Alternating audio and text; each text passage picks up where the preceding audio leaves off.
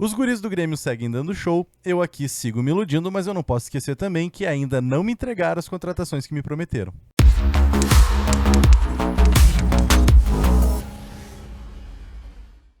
E aí pessoal, tudo bem? Eu sou o Luiz Felipe Macedo, eu sou comentarista e narrador da Rádio Pachola e eu tô aqui colocando meus vídeos de opinião sempre às 9 horas da manhã e claro, eu te convido a comentar, compartilhar, deixar teu like, se inscrever no canal, tudo isso é muito importante para fortalecer o nosso trabalho.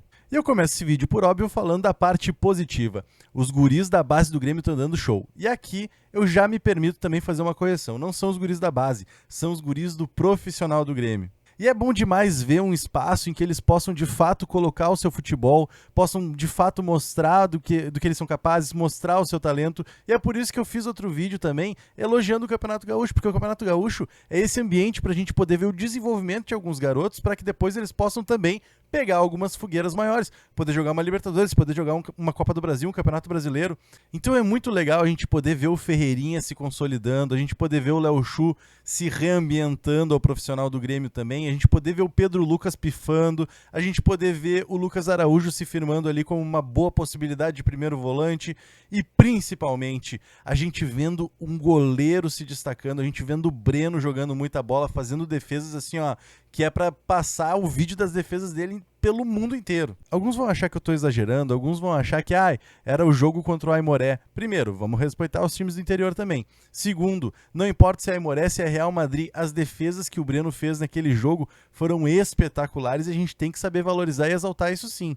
Só que aí agora eu vou começar a parte chata desse vídeo. E por favor, vamos deixar um combinado aqui, tá? Eu vou fazer uma crítica, mas isso não significa que eu queira plantar uma crise no Grêmio, até porque eu nem acho que eu tenho força pra isso. Mas a gente tem que saber olhar as coisas positivas, mas também olhar para as coisas que não estão tão legais assim, para poder sempre ter um alerta. E o meu alerta é muito simples. Quanto mais essa gurizada vai se destacando, vai dando conta do recado, vai realmente aparecendo e mostrando o seu futebol, mais confortável a nossa direção fica em não ter pressa para adiantar conversas, para de fato anunciar algumas contratações que eles mesmos prometeram. E alguns podem estranhar, podem achar que eu não gosto do Romildo Bolzan, por exemplo, e não, é muito pelo contrário. Eu agradeço demais o trabalho do meu presidente justamente porque ele conseguiu dar um equilíbrio financeiro para o Grêmio, ele conseguiu trazer o superávit para a vida do Grêmio, que a gente tanto ouve falar. E eu tenho certeza que tu, torcedor, lembra o que é ter um time quebrado. Eu tenho certeza que tu lembra o que é ter um time sempre endividado. Qualquer dinheiro que entrava tinha que pagar alguém, tinha que pagar alguma coisa que estava devendo.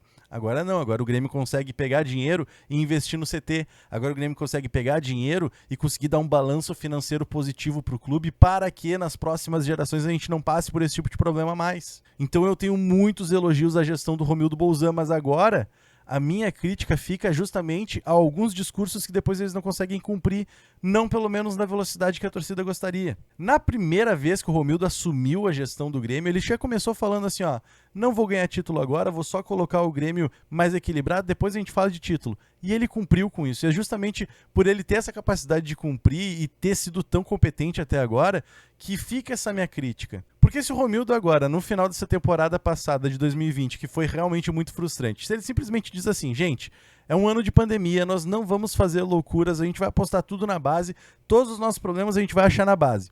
Eu ia achar ruim, tu ia achar ruim, a gente ia discordar de muitas coisas relacionadas com isso, mas a gente ia entender, porque querendo ou não, o Romildo conseguiu criar essa questão de confiança com a gente. Então eu não ia gostar desse tipo de atitude, mas eu ia no mínimo respeitar. O problema é, termina uma temporada frustrante e começo as entrevistas dizendo que vamos ter 4, 5 jogadores de nível mundial, jogadores que já estão encaminhados, jogadores que vão chegar e vão fardar e vão resolver os nossos problemas. E aí o Renato dá uma entrevista de pós-jogo dizendo, próxima semana vocês podem ter uma boa surpresa aí pra torcida, e essa surpresa não vem, a semana termina e não tem nada. Então é óbvio que a torcida vai começar a especular, é óbvio que a torcida vai começar a ficar de cara, e eu, antes de qualquer outra coisa, eu sou torcedor do Grêmio e é claro que eu tô ansioso, eu quero saber quem são essas contratações, em que momento eles vão vir. Porque para montar um time campeão, a gente precisa ter jogadores experientes no elenco, a gente precisa ter jogadores talentosos da base, mas a gente precisa também fazer um diagnóstico do que deu errado na temporada passada e começar agora a agir,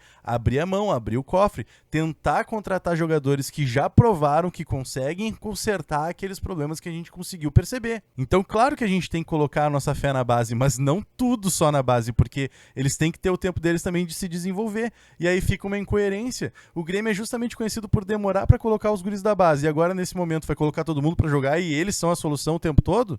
Não. Tem que fazer o balanço direitinho. E já dá pra dizer, por exemplo, que o Breno, a gente não precisa de um outro goleiro agora pra contratar. O Breno vai conseguir ter os seus momentos. O Breno já mostrou que tem talento, já mostrou que é frio. Ele vai errar em algum momento, ele vai oscilar, em algum momento ele vai falhar. Cabe a nós também ter paciência com um cara como esse, deixar que ele se desenvolva, deixar que ele cresça. Então, beleza, o Breno pode ser o nosso goleiro, mas é isso, o Jeromel se machucar. Mas e aí, quem vai ser o nosso primeiro volante? E aí, na ponta direita a gente vai manter o Alisson? O nosso camisa 10 vai ser o Pinares? Ou será o Pedro Lucas? Tem muitas incógnitas ainda, tem muitas coisas que a gente ainda não entendeu muito bem de qual que vai ser o planejamento do Grêmio pro próximo ano. E é por isso que eu coloco esse vídeo mais como uma crítica, sem ignorar, por óbvio, tudo de bom que tem acontecido. Eu sou muito capaz de comemorar a atuação brilhante dos guris da base, eu sou muito capaz de comemorar as vitórias que a gente tem em Campeonato Gaúcho, Copa do Brasil, Libertadores, onde quer que seja. Mas a gente tem que ser capaz também de olhar e dizer... Tem algumas coisas que ainda não funcionaram, tem algumas coisas que a gente precisa melhorar. Então é isso, eu sigo aqui no aguardo dessas tais contratações, 4, 5 de nível mundial, 4, 5 jogadores que vêm para ser titulares.